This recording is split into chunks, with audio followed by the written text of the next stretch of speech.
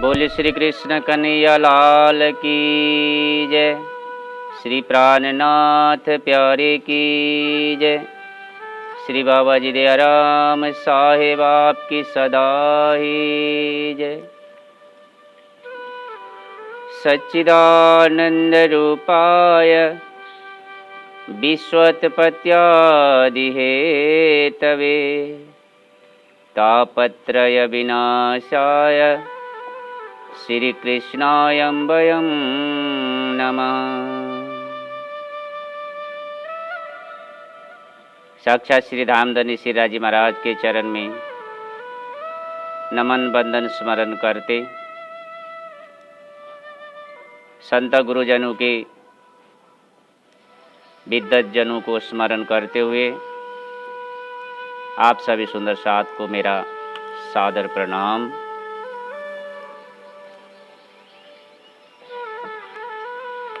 आप सभी सुंदर साथ जी अति प्रेम से श्रद्धा से तारतम्य के महात्म्य के बारे में श्रवण कर रहे हैं। तारतम्य के महात्म्य स्वामी श्री प्राणनाथ जी महाराज द्वारा रचित श्री तारतम्य सागर के अंदर में कूट कूट से भरा हुआ है। तारतम्य सागर का ही एक प्रसंग को लेकर के आज आप सभी सुंदर साथ के समक्ष तारतम्य के महात्म्य को और महिमा बढ़ाने वाले ऐसा एक प्रसंग प्रकाश किताब के अंदर में लक्ष्मी जी का दृष्टांत जो है आप सभी सुंदर साथ ज्ञात है।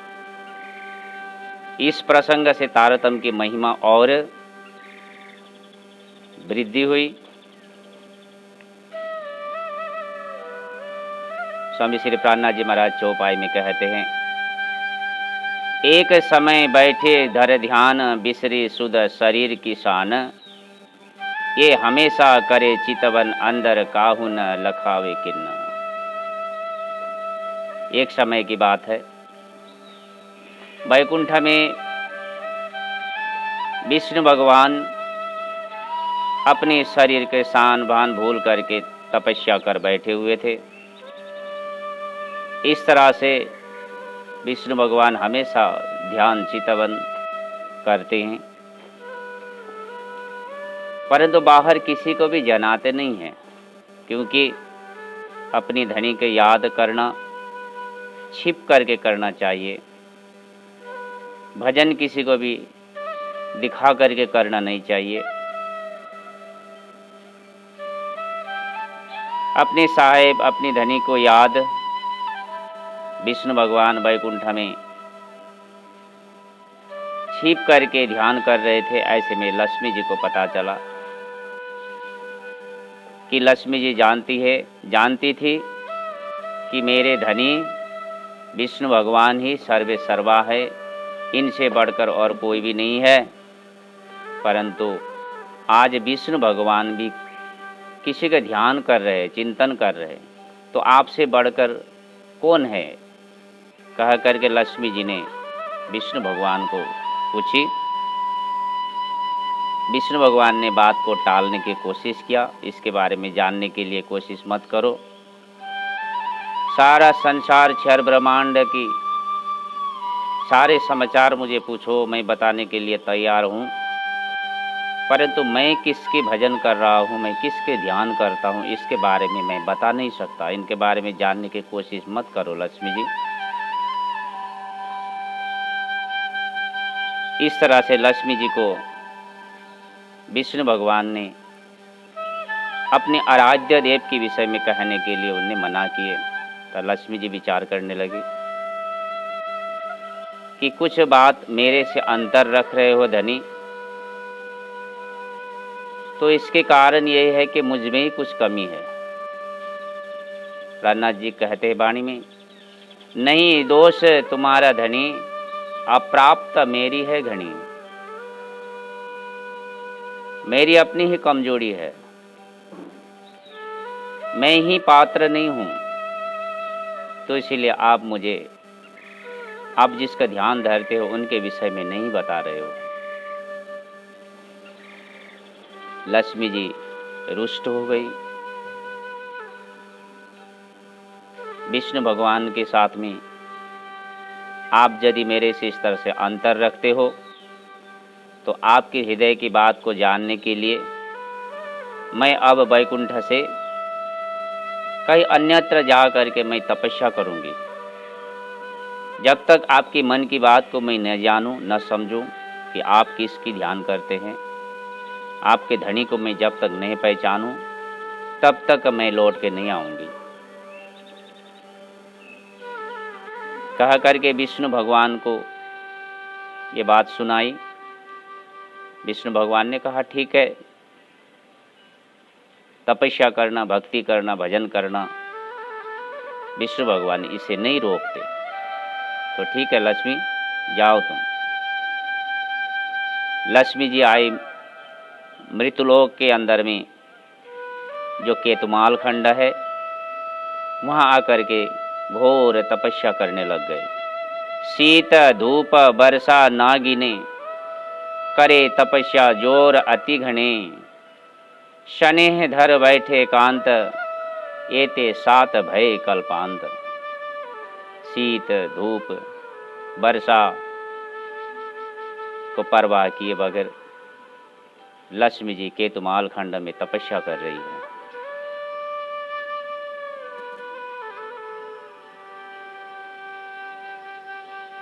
विष्णु भगवान से बढ़कर तो वो किसी को जानती नहीं है। विष्णु भगवान को ही ध्यान धरती है, विष्णु भगवान को ही प्रसन्न करने की कोशिश करती है। तपस्या करते करते 7 कल्प व्यतीत हो गया। 7 कल्प व्यतीत हो जाने के बाद में लक्ष्मी जी की तपस्या के बल से चांद सूरज का गति रुक गया। संसार में हड़कंप मच गया। देवी देवता त्राहिमाम करने लग गए। सभी देवी देवता ने ब्रह्मा जी, क्षीर सागर आदि मिल करके विष्णु भगवान के पास वैकुंठ गए। तब ब्रह्मा जी क्षीर सागर आए विष्णु वैकुंठ घर। ब्रह्मा जी क्षीर सागर विष्णु के नज़दीक में आकर के विनती करते, जो कि लक्ष्मी जी इस तरह से तपस्या कर रहे हैं, किस कारण से? हे भगवान, आपसे क्यों नाराज है लक्ष्मी जी? आप उससे संतुष्ट करिए, नहीं तो संसार में त्राहिमाम मचा रहे हैं उनकी तपस्या के कारण। प्रकृति रुक गया, चांद सूरज की गति रुक गई, तो इस तरह से संसार में अंधकार छा जाएगा।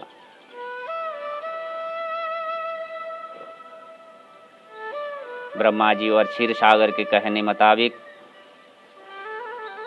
और विष्णु भगवान तीनों मिल करके लक्ष्मी जी के पास आए। लक्ष्मी जी खड़े होकर के ब्रह्मा जी को प्रणाम करती है और ब्रह्मा जी द्वारा लक्ष्मी जी को सांत्वना देते हैं।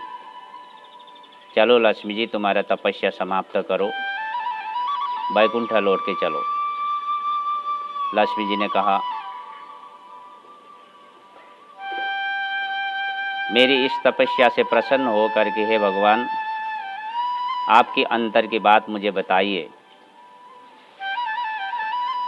ये कहने पर विष्णु भगवान ने कहा, अभी तो हे लक्ष्मी रानी, तुमने 7 कल्पांत तपस्या की है।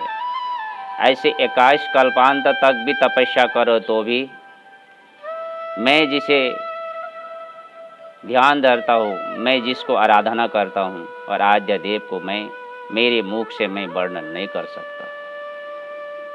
प्यारे सुंदर साथ जी, विचार करके देखिए, साक्षात वैकुंठ की महारानी लक्ष्मी जी और साक्षात वैकुंठ के धनी, इस 14 लोक के धनी विष्णु भगवान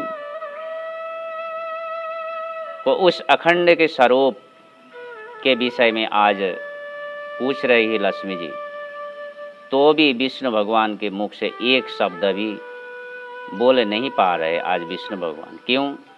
राणा जी महाराज कहते हैं, ना तो वैकुंठ नाथ को कैसी खबर, बिना तारतम किया जाने मूल घर। इसीलिए विष्णु भगवान के अंतर में तारतम न होने की वजह से जिनका ध्यान करते हैं उनको पता है कि ये अविनाशी तत्व है, हमें मेरे मूल घर भी वही है। अंतिम में तो क्षर ब्रह्मांड की लीला को समाप्त करके मुझे भी उसी घर में लौटना तो है, परंतु उनके विषय में विस्तृत जानकारी न होने के कारण विष्णु भगवान अपनी आराध्य देव की परिचय आज यहाँ संसार में नहीं दे सक रहे हैं, क्योंकि तारतम्य की अभाव।